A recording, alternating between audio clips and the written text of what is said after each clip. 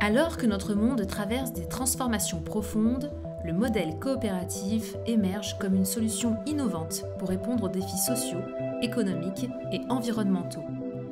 À travers ce podcast, nous avons pour objectif de vous faire plonger dans l'univers des coopératives et de découvrir comment elles peuvent façonner un avenir plus équitable et plus durable.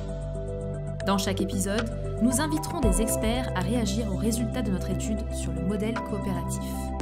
Nous explorerons ensemble les perspectives qu'ouvrent ces structures, leur impact sur notre société et les solutions qu'elles proposent pour répondre aux aspirations des Français.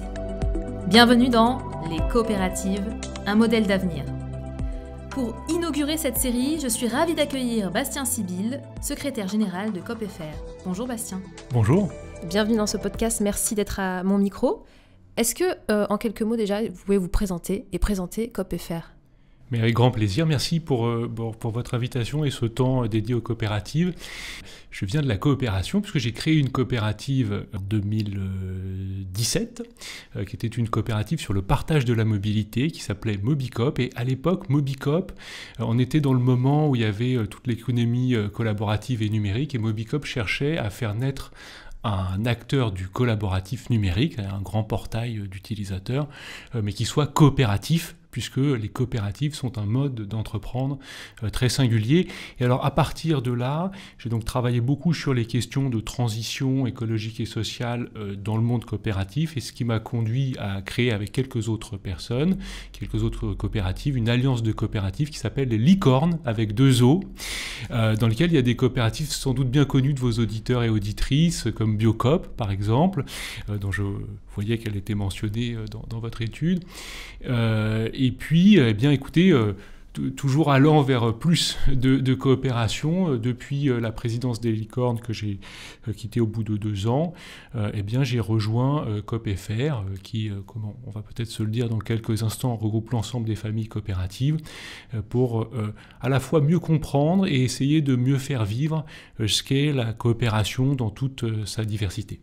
Vaste sujet, vaste programme. On a vu notamment dans l'étude que la coopérative, c'était méconnu des Français. Est-ce que vous pouvez expliquer, du coup, pour les Français qui ne connaissent pas ce mode de gouvernance, ce modèle, cet esprit, ce qu'est une coopérative ?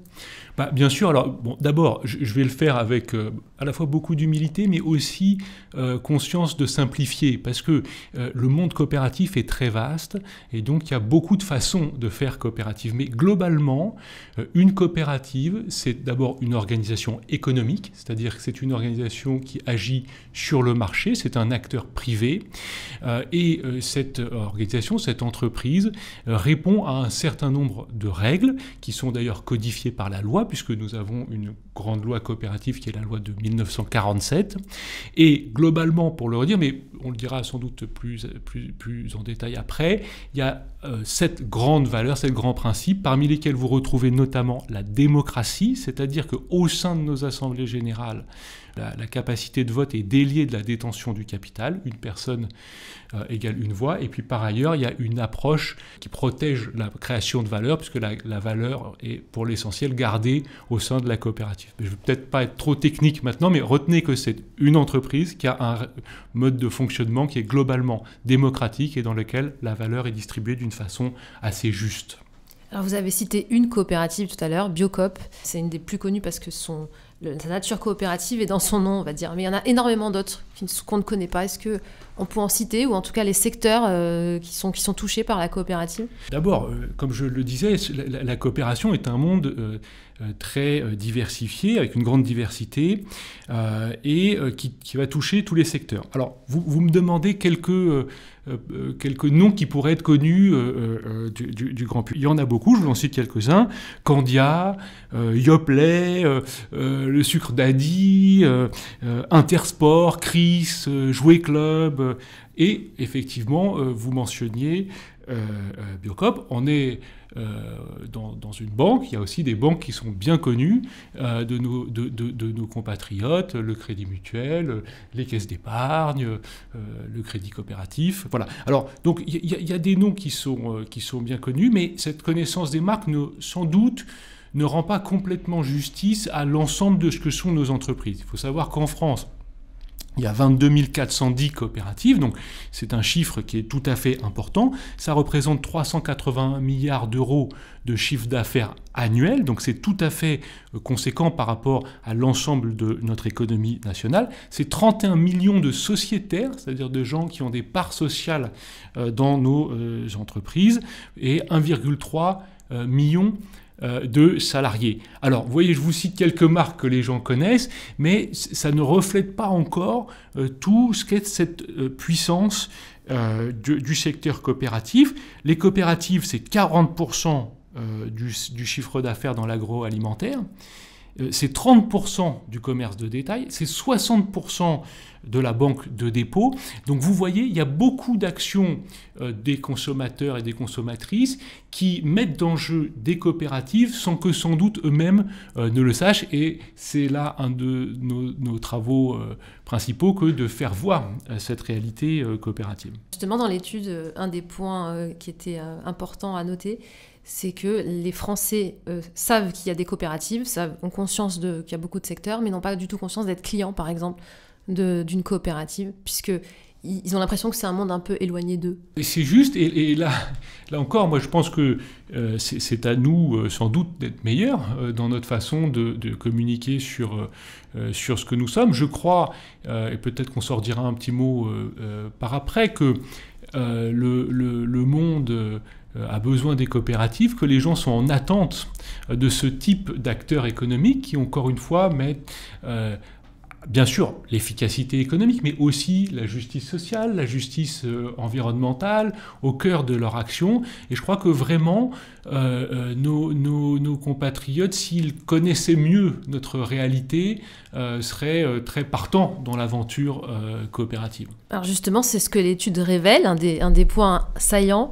La performance économique domine la société et pourtant ils aspirent à une société plus éthique, plus juste, plus équitable, plus démocratique. Donc en fait on est carrément là dans tous les piliers de ce qu'est le modèle coopératif. Absolument, et c'est effectivement un des points qui m'a sauté aux yeux dans l'étude, c'est que le modèle dominant, finalement, les valeurs économiques dominantes, pour efficaces qu'elles soient, pour nécessaires qu'elles soient aussi, il ne s'agit pas d'opposer les mondes, mais il s'agit de défendre une biodiversité économique, eh bien ces valeurs-là sont sans doute moins en phase avec ce qu'attendent les gens en termes de création d'emplois, en termes d'attention portée à l'autre, de respect des individus, là où nos coopératives font de ces valeurs le cœur de leur action. Donc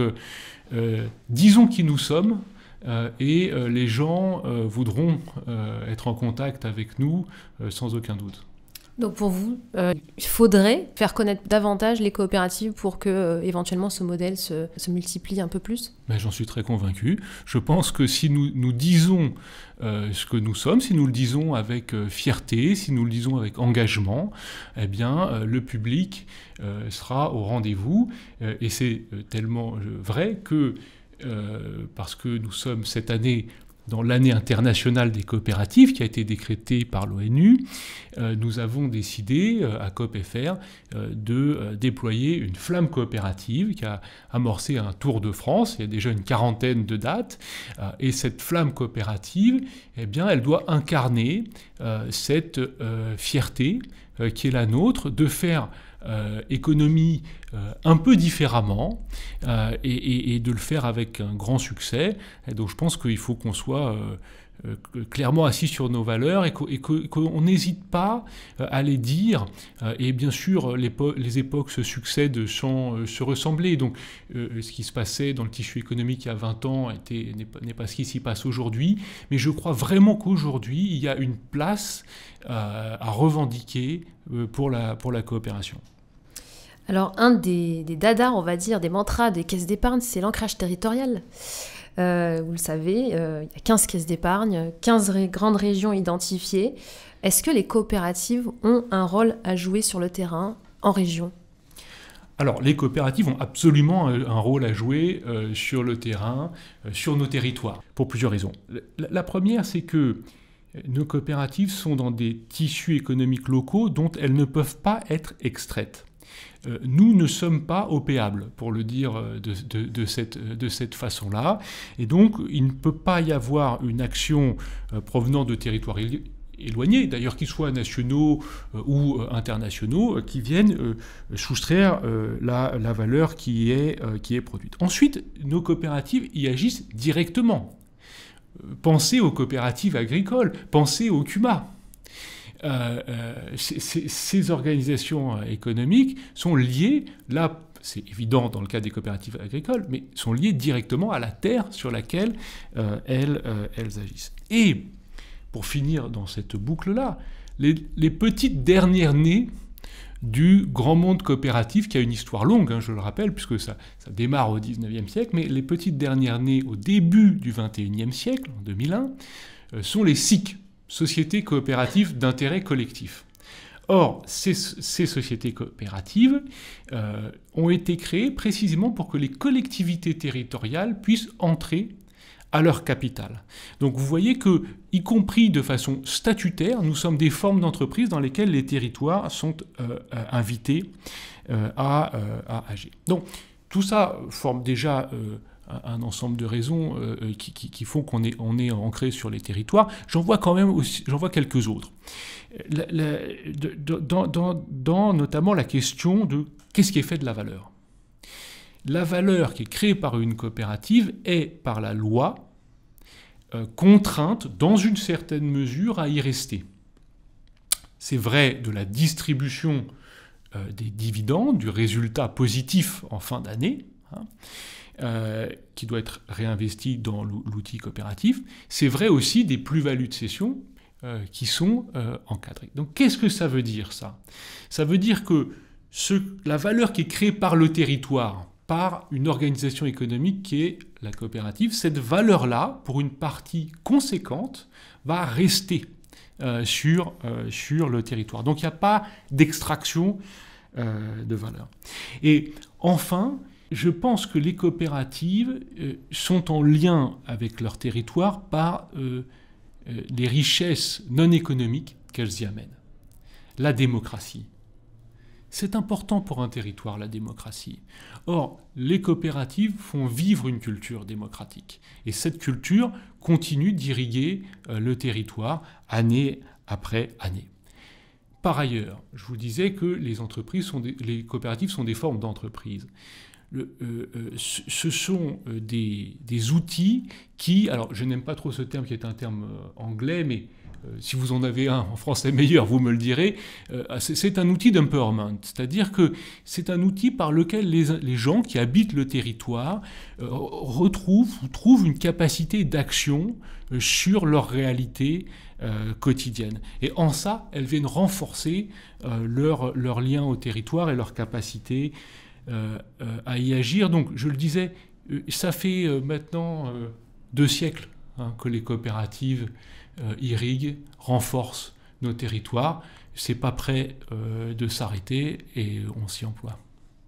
Les coopératives, à travers l'histoire, ont prouvé leur résilience, ont montré qu'elles avaient cette capacité-là, justement, à résister aux secousses économiques, sociales, culturelles qui pouvaient traverser la société. Est-ce qu'on doit s'inspirer justement de ce modèle-là pour survivre et pour passer ce contexte de tension économique et géopolitique ? Alors, oui, merci pour cette question qui au moment où on se parle, a forcément des connotations assez graves, puisqu'on est dans une situation dans laquelle il y a des conflits armés aux portes de l'Europe, on est dans une situation de conflit commercial ouvert depuis que M. Trump a repris la présidence des États-Unis d'Amérique. D'abord, je voudrais dire que nos coopératives sont des outils très importants de notre autonomie. Alors, c'est évident sur le plan alimentaire. Quand je vous disais que 40% du chiffre d'affaires agroalimentaire est dans le giron coopératif, c'est vous dire notre capacité à participer à un effort de souveraineté alimentaire. Et donc, c'est important. Ça vaut aussi pour le domaine de l'énergie. Je suis administrateur d'une coopérative d'intérêt collectif qui s'appelle Enercoop. On travaille à produire localement des dispositifs énergétiques qui, en plus, sont durables, non nucléaires, etc. Donc, en tant qu'acteurs économiques de premier plan, bien sûr, nous sommes impliqués dans la capacité de notre pays à résister à un ensemble de pressions économiques internationales. Mais comme je le disais en introduisant ce propos, la montée des autoritarismes politiques, les conflits armés à nos portes, et je pense bien sûr surtout au conflit ukrainien. Cela fait que la question de la démocratie et la question de la paix sont des questions aujourd'hui centrales et vives. Et ne sont pas des questions théoriques. Si vous voulez, moi, quand j'ai fait mes études, on m'a appris à penser la démocratie, à penser la paix. Aujourd'hui, nous sommes confrontés à des risques majeurs à cet endroit-là. Et là, je crois que la coopération est une force. Et c'est une force qui n'est pas fondée sur les armes, mais qui est fondée sur la paix, sur le collectif. Je vous ai beaucoup parlé de nos gouvernances démocratiques, je vous ai beaucoup parlé de ce que nous faisons de la valeur. Et donc je pense que plus le monde va se durcir, et il va se durcir, plus ce que nous portons en termes de savoir-faire coopératif, de valeur de coopération, sera une force pour notre résilience. Merci beaucoup. Un dernier mot pour conclure, peut-être, si vous avez un message à faire passer aux auditeurs sur cet esprit coopératif.